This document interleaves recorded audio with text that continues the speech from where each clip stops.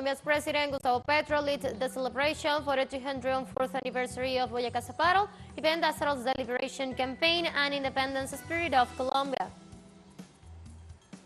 The popular movements of the International Via Campesina held assembly of the Amazon peoples in Brazil to define the proposals for the preservation of the ecozones to be presented at the Amazon Summit.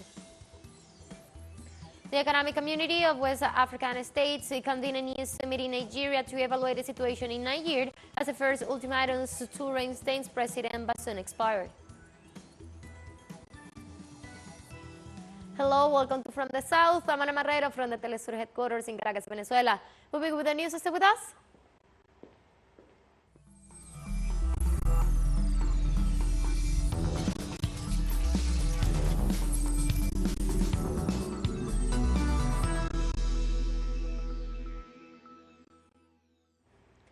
President Gustavo Petro leads act celebrating the 204th anniversary of Boyacá's battle, event that settles the liberation campaign and independence spirit of Colombia.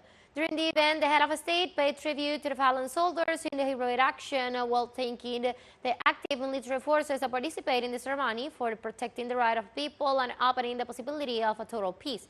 He also stressed the demand for a new approach to the search of agreements instead of increasing violence. In his speech, the head of state made a review of his presidential administration, where he considered the social achievements in terms of environmental, the security and economic reforms, and the peace dialogues as steps towards social inclusion for the new Colombia.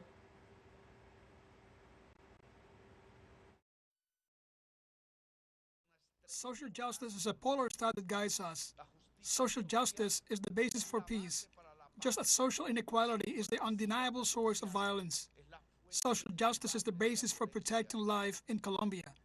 If we do not address the very causes of inequality, if we do not face poverty and hunger, if we do not give education to young people, if we do not take care of the elderly and guarantee them a livelihood, if we do not give dignity to the mother and the small child, change will simply be an empty word. Gustavo Petro, Colombia's president, stressed the importance of peace dialogues in the country, as well as the participation of civil society and the international community. Therefore, we're talking with the armed groups to look for ways out, to save lives. We have a dialogue table with the ELN that has already allowed us to reach a historic and unprecedented bilateral ceasefire. But more than that, it should be a suspension of hostilities against the civilian population. Peace is not a negotiation between armed groups. It is a reality where the unarmed society must participate. This effort has even been supported by the United Nations, which has extended the verification mission's mandate operating in Colombia. This means the support of the world to peace in Colombia.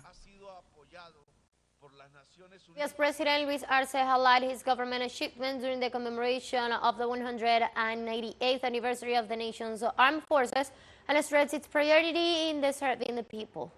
The event took place in the department of Tarija, where the head of state highlighted the role of the Bolivian people as a creator of wealth. Arce also points out that his government seeks to prioritize the most vulnerable sectors of the country while redistributing its resources. Today our soldiers have returned to the barracks and are no longer forced to patrol the streets chasing their own people. Today our soldiers use their skills and knowledge to fight against smuggling, to deal with situations of risk and disaster, and to promote the integral development of our country. Today is an example of civility, of dedication and inspiration for young soldiers who want to follow in their footsteps every year by entering the three forces' different schools. In Guatemala, the party's National Unity of Hope and Seed movements disseminated their government proposal for the second electoral round next August 20th. Only 14 days before the presidential runoff in Guatemala, the candidates in the political races participated in a space intends to debate the proposals of their respective administration. Sociologist Fernando Arevalo of the Progressive Party proposed for his first 100 days to fight corruption and strengthen the national police, while former First Lady Sandra Torres of the United Party affirmed that for her government she will implement the Solidarity Bag, open schools and social lunchrooms.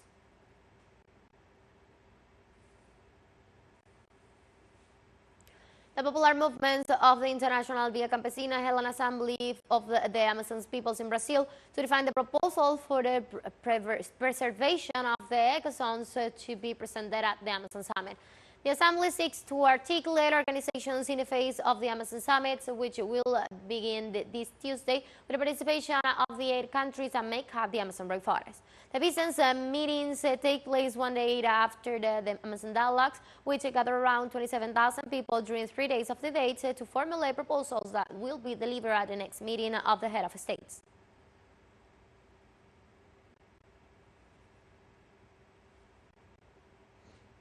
A census in Brazil revealed on Monday that the country's indigenous population rose to nearly 1.7 million from 2010 to 2022.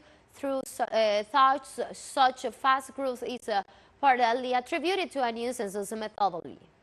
According to the National Statistics Institute, under the new count, the indigenous people in Brazil make up 0.83% of the total population of 203 million, up from 0.47% reported in the previous census.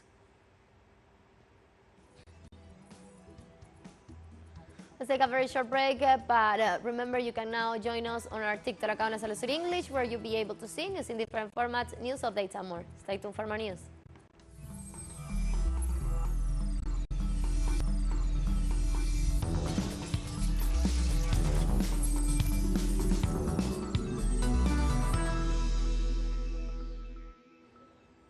Welcome back to From the South. On Monday, United Kingdom Parliament passed a controversial legislation against irregular migration across the English Channel. Migrants' rights campaigners and the main opposition parties have condemned the British government for starting the process of housing asylum seekers on the Grand Barge mooring in southern England. British media report Monday that a small number of asylum seekers were moved to BB's Calm and English barge as the government tries to reduce the cost of taking in a growing number of people arriving in the country. The government has been running their asylum policy is set up to target these people and to scapegoat them. And I think, you know, that starts from the top. And we should be sending a welcome message locally but nationally as well. And we hope that attempts to divide or scapegoat or follow people, you know, don't happen, and that we show the real humanity that there is locally. What it said.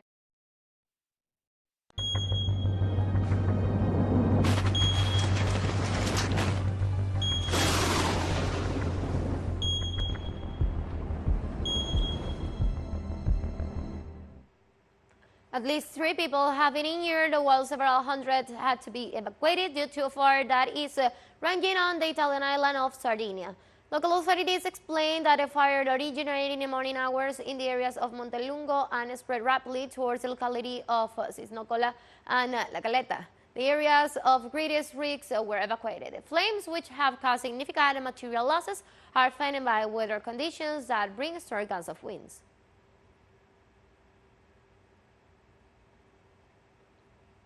In Turkey, a blast hit the side of the 13 grain silos in the Edremit port, leaving 12 people injured, while at the census buildings also sustained damage.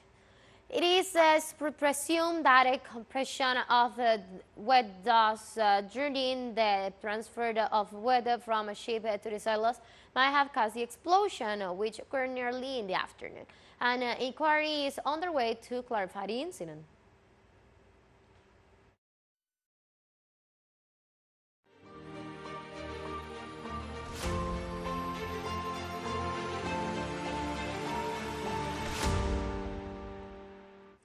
On Monday, the Russian Defense Ministry confirmed that its troops advanced 3 kilometers in the Kupiansk front in northeastern Ukraine in the past 3 days. The city of Kupiansk and its surroundings in Ukraine's Kharkiv region were under the command of Ukrainian forces since last September, but Moscow assured to recover control of the region as confirmed by the Moscow Defense Ministry, which added that in the last 3 days the advance of the Russian troops has been 11 kilometers along the front and more than 3 kilometers deep into the enemy defense.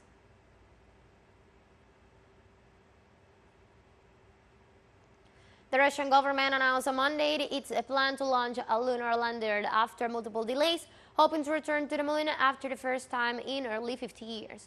Russian officials confirmed that a launch will be on Friday and comes in armed conflicts in Ukraine and despite current tensions and Western power sanctions. The Luna 25 lander, Russia's first since the 76, Moscow intends to resume and expand a pioneering Soviet-era lunar program. Let's take our last break, but before we invite you to visit our YouTube channel at TeleSUR English, there you will be able to watch our interviews, top stories, special broadcasts, and more. Hit the subscribe button and activate the notification bell to stay up to date on the world's most recent events. We'll find a short break, don't go away.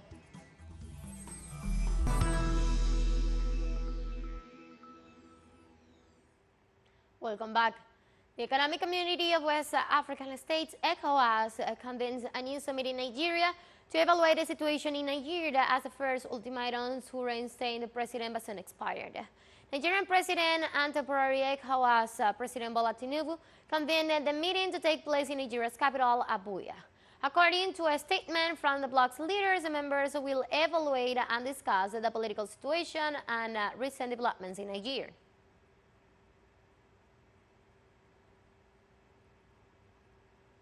Meanwhile, Nigeria's military junta closed its airspace after denouncing foreign powers of being preparing an intervention.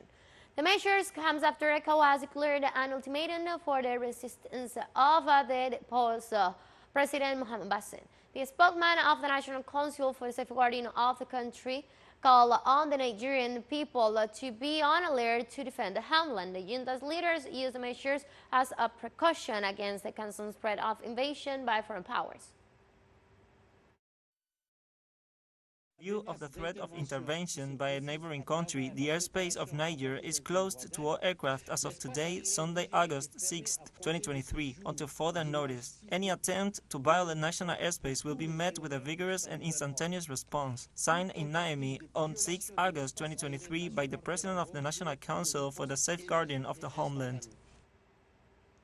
The spokesman for Nigeria's military junta, Colonel Amadeu Abramenid, warned that any foreign intervention will have consequences and the Nigerian people are ready to defend the integrity of the national territory. The National Council for the Safeguarding of the Country warns ECOWAS and foreign powers against any interference in the internal affairs of Nigeria and of the disastrous consequences of this military adventure on the security of our sub-region, its stability and the unity of our community. In any case, the defense and security forces, strengthened by the relentless support of our people, are ready to defend the integrity of our territory and the honor of our homeland. UN Secretary General Antonio Guterres supports ECOWAS intervention in Nigeria's crisis. Guterres expressed his concern over the political crisis in Nigeria while reiterating his support to the Economic Community of Africa's states. Guterres affirmed that he is genuinely concerned about the arrest of President Mohamed Bazoum. As a result, the new authorities in Nigeria denounced plans of foreign intervention against their country, for which they will use a neighboring nation.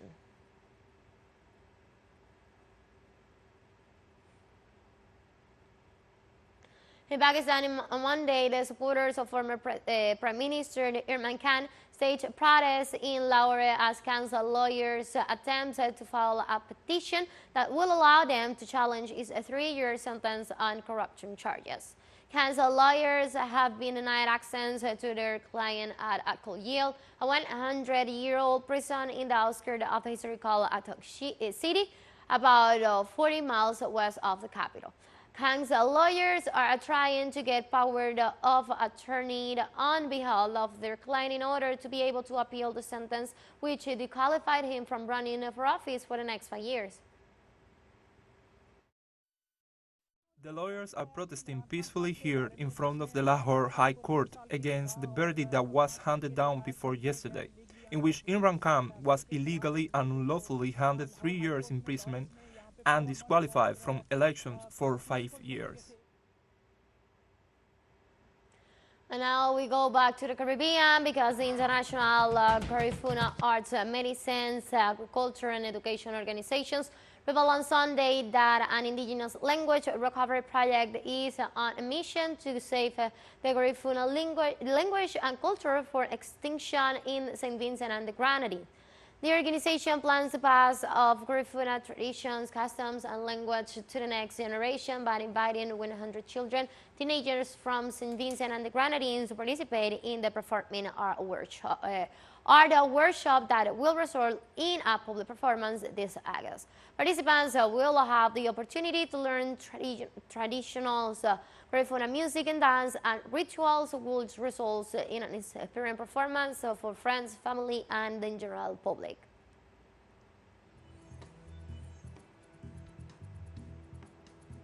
We have come to the end of this news brief, but you can find this and many other stories on our website at telesurenglish.net.